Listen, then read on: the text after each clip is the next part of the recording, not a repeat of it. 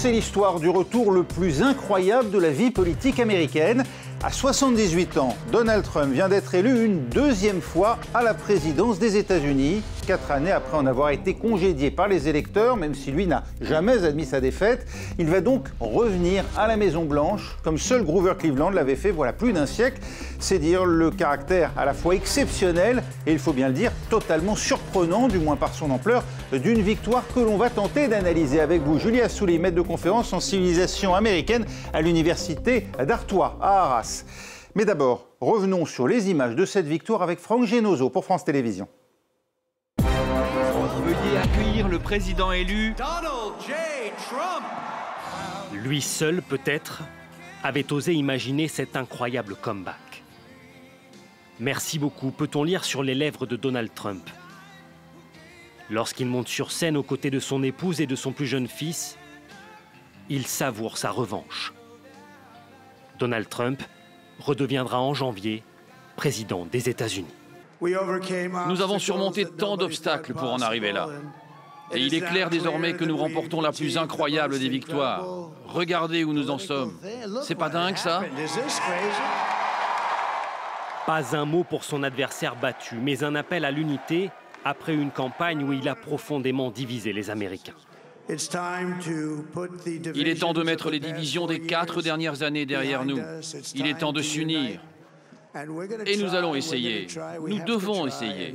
On y arrivera. Les succès nous rassembleront. Quelques instants plus tôt, cette photo prise dans les coulisses, avec Elon Musk, l'homme le plus riche du monde qui a mis son influence et son argent au profit de la campagne Trump. Puis cet autre cliché publié par son fils, où Donald Trump, l'air grave et solennel, relit son discours de victoire. Les sondages avaient encore cette année sous-estimé la popularité de Donald Trump. Une victoire nette et la perspective d'une présidence tempétueuse résumée par le New York Times dans ce titre « L'ouragan Trump est de retour ». Julie Assouli, vous vous attendiez à ce que Donald Trump remporte de manière aussi nette cette élection? On s'attendait à des contestations, des délais peut-être. Il n'y a rien eu de tel. Non. Alors je mentirais si je disais que je m'y attendais. Je pense que comme la plupart de mes confrères, les universitaires et les analystes politiques, je ne m'y attendais pas. Et les journalistes. Et les journalistes. Ouais. Oui, personne ne s'y attendait vraiment, notamment parce que les sondages, une fois de plus, se sont largement trompés, les avaient mis au coude à coude, qu'on a tendance à continuer à croire les sondages, bien qu'ils se soient trompés aux 2 dernières élections.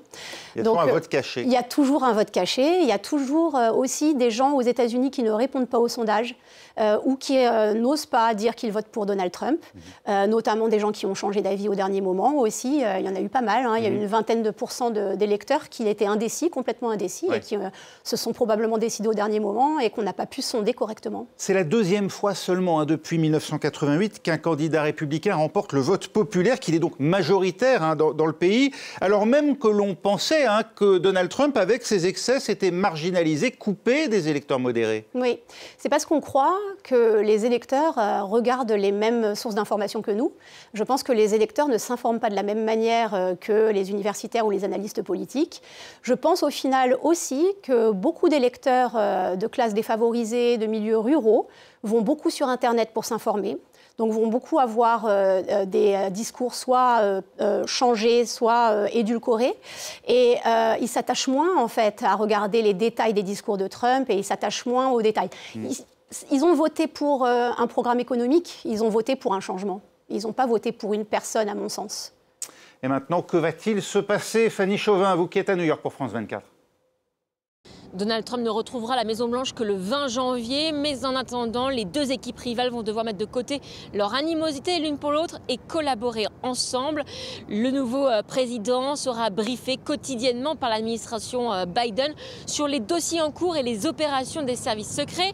Le milliardaire devra aussi, en 2 mois et demi, former son gouvernement et son administration. Il doit recruter environ 4000 fonctionnaires. Il choisira bien sûr des alliés loyaux obéissants. Les autres seront écartés des postes à haute responsabilité, voire licenciés. On s'attend à une passation du pouvoir, un transfert des pouvoirs dans la douleur dans les bureaux de l'administration à Washington. Enfin, une date à noter, le 6 janvier 2025, date à laquelle le président du Sénat, soit Kamala Harris, fera un décompte officiel des grands électeurs. C'est elle qui certifiera la victoire de son rival, Donald Trump, lors d'une session exceptionnelle au Congrès qui, on s'en souvient, il y a 4 ans, avait mené à l'assaut du Capitole. Julia Souli, il va peser dès maintenant sur la politique des États-Unis, Donald Trump, lui qu'on sait capable de donner son avis aux médias à tout bout de champ, ou bien il va laisser l'administration Biden terminer sereinement son mandat. L'Amérique parlera-t-elle d'une seule voix dans les 2 prochains mois ? Non, je pense qu'il va commencer, et il a déjà commencé à mettre en place son programme. Il a commencé à mettre en place notamment son programme d'immigration, donc de déportation. Il a pris la parole immédiatement après les résultats de l'élection pour dire qu'il mettra en application son programme. Après, son pouvoir est encore limité parce qu'il n'a pas de cabinet pour travailler avec lui. Donc, officiellement, il ne peut pas faire grand-chose. Mais par contre, il va communiquer, oui, bien sûr, dans les médias et il va annoncer son programme de façon véhémente, comme il sait le faire. Et après, lorsqu'il est élu en 2016, Donald Trump est un nouveau venu en politique. Dans son parti républicain, la plupart des cadres lui sont hostiles. Rien de tout cela aujourd'hui. Ce sont ses obligés qu'il placera à tous les postes de l'administration. Oui, et il a eu le temps de se préparer pendant 4 ans, contrairement à 2016 où il était plutôt surpris de son élection. Il a préparé son comeback. Donc, il a limogé tous les républicains qui étaient contre lui, y compris Liz Cheney, qui a fait campagne avec Kamala Harris. Donc il a fait en sorte que ces républicains réticents aux Trumpistes soient éliminés des rangs du parti. Il a placé sa belle-fille à la tête du parti républicain. Lara Trump. Et donc il a vraiment bien préparé le terrain pour pouvoir tranquillement prendre le pouvoir. Avec Elon Musk, un personnage qu'on n'attendait pas forcément, qu'il a annoncé, lui. Il est là pour un grand chamboulement dans l'administration pour la rendre plus efficace, quitte à dégraisser massivement. Oui, alors là, Elon Musk vient du Parti libertarien à l'origine, donc c'est quelqu'un qui est contre un pouvoir fédéral fort.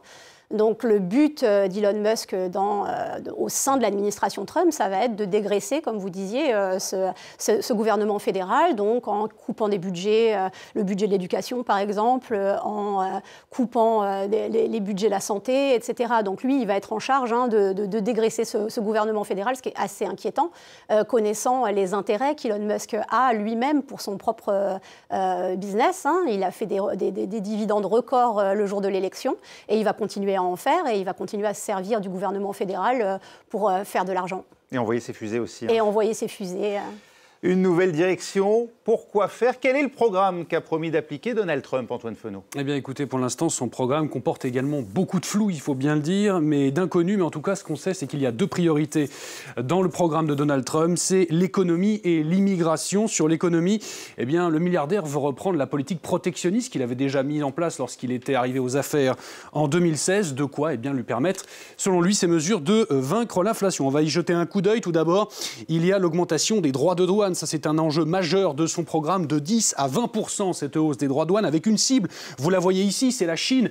Donald Trump veut fixer à 60% le taux de droits de douane des produits importés de Chine et de 25% ceux qui viennent du Mexique. Autre élément, selon lui, tout ça, eh bien, ça va permettre de lutter contre les délocalisations. Et pour ça, il a une arme dans son programme, selon lui, c'est de taxer à plus de 200% les entreprises américaines qui délocalisent leur production vers le Mexique. Ça, c'est pour la partie douane, mais il y a aussi un autre cheval de bataille de Donald Trump. Ça concerne les impôts. Il entend baisser l'impôt sur les sociétés, vous le voyez, de 21 à 15%. Également baisser les impôts pour les particuliers. On a beaucoup parlé de la taxe sur les pourboires qu'il entend abolir et que Kamala Harris s'était ralliée à cette proposition à la dernière minute, mais aussi la taxe sur les heures supplémentaires qui, selon lui, est un enjeu massif pour redonner du pouvoir d'achat aux Américains, étranglés, selon lui, par l'inflation. L'autre plan central de son programme, on l'a dit, c'est la lutte contre l'immigration, notamment l'immigration illégale. Et pour ça, eh bien, il a des arguments dans sa manche. Le républicain, ça, vous le voyez, c'est le nombre d'entrées illégales à la frontière sud des États-Unis sur les différents mandats depuis George Bush. Alors, s'il y a eu un petit infléchissement à la fin du mandat de Joe Biden, ces chiffres, il y a une hausse considérable, justement, de ces chiffres-là.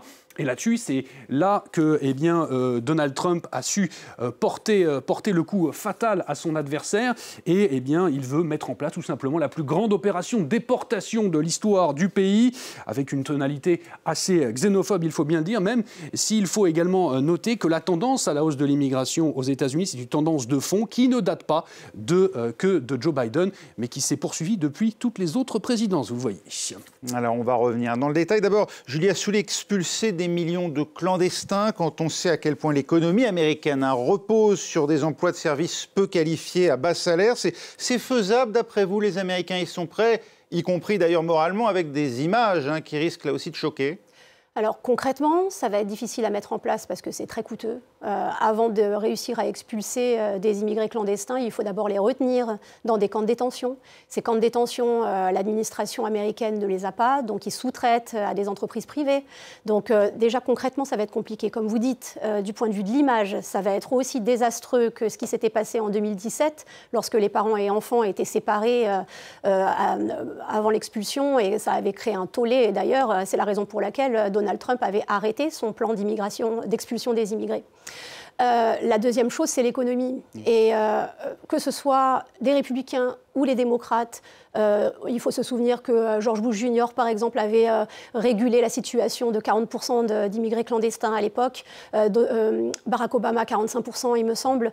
Donc que ce soit des administrations républicaines ou démocrates, les présidents sont conscients que l'économie américaine a besoin des immigrés pour travailler justement dans les secteurs, notamment de l'agriculture et du service. Donc évidemment, oui, c'est un plan qui est très très risqué pour l'économie américaine et pour l'image des États-Unis aussi. Il va vraiment mettre en œuvre sa promesse d'imposer 60% de droits de douane aux produits en provenance de Chine, ou bien c'est juste une menace pour obtenir des concessions des autorités chinoises? Alors, de mon point de vue, ça ressemble plus à un affichage qu'à une mesure concrète. 60%, c'est énorme. Moi, ce qui me surprend aussi, c'est qu'il est allié d'Elon Musk. Elon Musk fabrique des voitures électriques. Certains composants sont accessibles en Chine. Le fait d'augmenter les droits de douane sur les produits chinois, ça peut impacter aussi l'économie américaine, notamment du point de vue des matières premières, du point de vue de certains composants pour lesquels les États-Unis se fournissent auprès de la Chine. En plus de ça, beaucoup de produits importés de Chine nourrissent les classes populaires américaines. Les Américains consomment chinois, qu'ils le veuillent ou non, parce que c'est des produits qui sont moins chers. Donc, tous les économistes le disent. S'il met en place ces 60%, cette barrière douanière de 60%, il risque d'y avoir un impact désastreux sur l'économie américaine. Et ça nous place évidemment, nous, Européens et Français, en victime collatérale de cette guerre commerciale, obligés de faire nous aussi des concessions aux Américains sous peine de perdre l'accès à leur marché. Donald Trump et la France, les relations n'ont pas toujours été simples, comme le résume en images Julien Nenny pour France Télévisions. Ces deux-là vont pouvoir à nouveau se serrer la main. Pourtant, entre les présidents français et américains, les relations pendant 4 ans ont été pour le moins mouvementées. Tout avait bien commencé en juillet 2017. Le nouveau locataire de la Maison-Blanche est l'invité d'honneur du président Macron fraîchement élu. Mais derrière les apparences cordiales, de profondes divergences apparaissent sur plusieurs dossiers majeurs. Retrait américain de l'accord sur le climat, désaccord sur le nucléaire iranien. Symbole de ces fractures, pendant une visite d'État à Washington, Emmanuel Macron offre à son homologue cet arbre censé illustrer l'amitié entre les deux pays. Le petit chêne mourra à peine un an plus tard. Depuis, les relations entre les deux hommes n'ont cessé de se dégrader. Alors pendant sa campagne cette année, Donald Trump a fait du président français un sujet de moquerie dans son style bien à lui. Macron, vous connaissez Macron? C'est un type très sympa. J'ai dit Emmanuel, ça va? Il m'a dit ça va. J'ai dit, j'ai entendu que tu allais taxer les entreprises américaines à 25%. J'ai répondu, si tu fais ça, je vais taxer à 100% tous tes vins et tous tes champagnes. Non, ok Donald, je vais pas faire ça. Ça s'est terminé comme ça. Julia Souli, le rapport de force n'est plus du tout le même qu'en 2017 lorsqu'ils étaient deux dirigeants tout juste investis, alors chacun dans son pays. Aujourd'hui, Emmanuel Macron et la France traversent une crise de confiance, autant qu'économique et financière d'ailleurs. Oui, donc Emmanuel Macron va avoir beaucoup de mal à négocier avec Trump parce qu'il n'est plus en position de force. Trump, bien au contraire, lui, va, je pense, se faire un malin plaisir d'humilier Macron en souvenir du bon temps. Ce que vous disiez dans votre reportage sur les spiritueux, d'ailleurs, Matignon a reçu des représentants des spiritueux français qui sont très, très inquiets pour leur avenir parce qu'à l'époque de la présidence Trump, ils avaient déjà perdu énormément d'argent. Et c'est en passe de se reproduire. Emmanuel Macron, Donald Trump, ce sont deux joueurs, deux politiques instinctifs aussi. Il y a eu une vraie complicité entre eux. On se souvient du fameux dîner à la Tour Eiffel, ou bien c'était un simulacre d'entente? Alors, je ne suis pas dans leur petit papier, donc je ne pourrais pas vous répondre vraiment sur ce genre de questions, mais moi, je pense que c'est de la façade. Hein. Comme tous les leaders progressistes européens, ils se sont pliés à Donald Trump parce qu'ils n'avaient pas le choix, parce qu'on est obligé, en fait, de composer avec le président des États-Unis, quel qu'il soit, parce que l'économie mondiale repose sur les États-Unis. Donc, moi, à mon avis, cette relation était une façade et à nouveau le sera dans les 2 années qui viennent. Et le retour prochain de Donald Trump à la tête des États-Unis n'est pas vécu, c'est le moins qu'on puisse dire, comme une bonne nouvelle ici en Europe, n'est-ce pas, Alix Le Bourdon à Bruxelles pour France 24?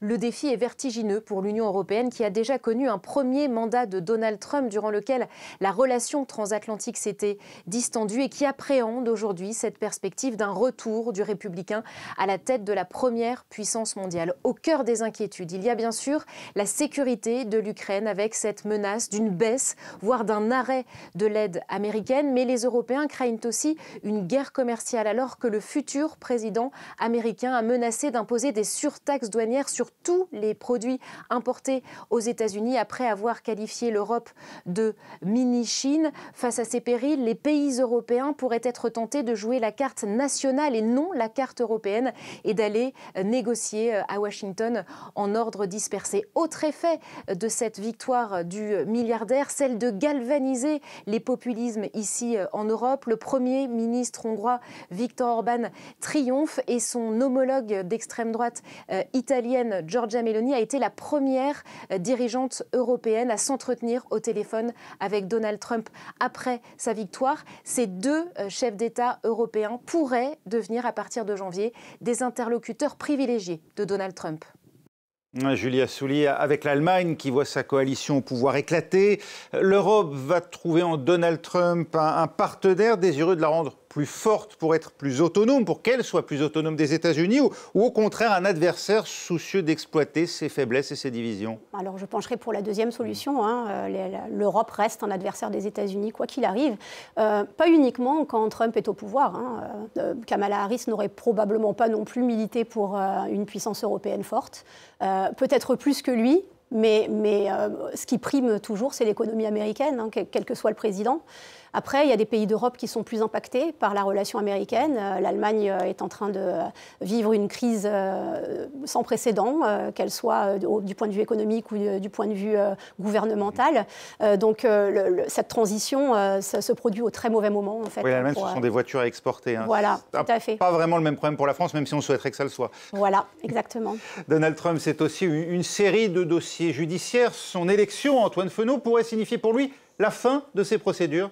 Eh bien écoutez, on ne sait pas, mais en tout cas jamais un ex-président et désormais président élu n'a été impliqué dans autant d'affaires judiciaires à tel point que nos confrères de la presse américaine du New York Times ont dû faire un graphique pour pouvoir s'y repérer dans le nombre d'affaires de Donald Trump, savoir à quel moment étaient les faits et à quel moment devrait donc se tenir le procès. On va commencer par la première condamnation, parce qu'il y en a une, c'est celle dans l'affaire dite Stormy Daniels, du nom de cette femme qui est l'ancienne actrice de film X. Dans ce dossier, Donald Trump a été condamné. C'était le 30 mai dernier, avec une photo emblématique, souvenez-vous, une photo de Donald Trump donc face à ses juges. Il a été reconnu coupable d'avoir échangé son silence avant sa campagne de 2016 son silence contre de l'argent sur une relation sexuelle entre deux. Condamnation, mais pas de peine fixée pour l'instant.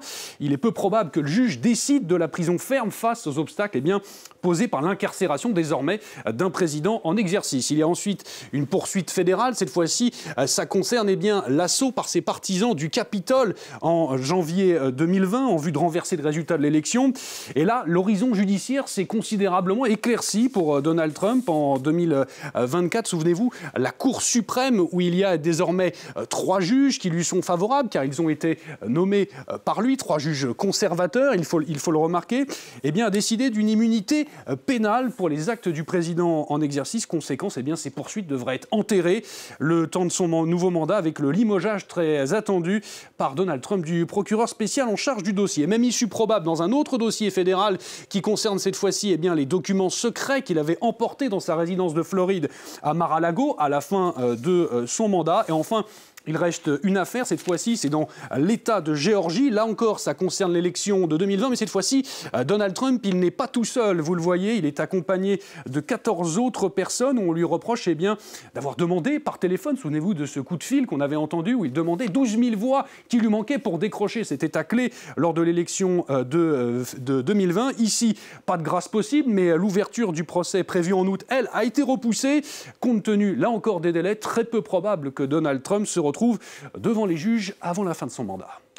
Julia Souli l'a dit et répété durant la campagne Donald Trump, il comptait se venger de tous ceux qui lui ont nui pendant ces 4 dernières années. Il faut s'attendre à ce qu'il mette sa menace à exécution, bien comme finalement avec Hillary Clinton en 2016, maintenant qu'il est élu, eh bien, il fera preuve de mansuétude. Non, je ne pense pas qu'il va faire preuve de mansuétude. Je pense que dès qu'il le pourra, il va court-circuiter ses anciens ennemis.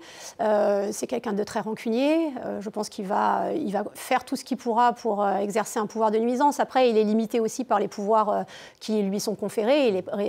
Il y a la justice quand même. Et oui. Il ne peut pas fabriquer non plus des preuves contre tous ses anciens ennemis. Il y a cette immunité tout de même, reconnue par les juges de la Cour suprême pour les faits commis dans l'exercice de ses fonctions.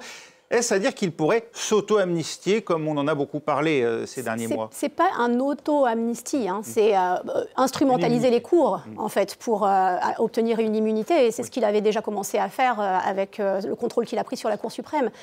L'élection de Donald Trump envoie un très très mauvais signal pour la démocratie américaine, puisque, comme on vient de le voir dans votre document, c'est quand même quelqu'un qui a enfreint la loi, qui a enfreint la Constitution, qui s'est comporté comme un prédateur sexuel avec plusieurs femmes.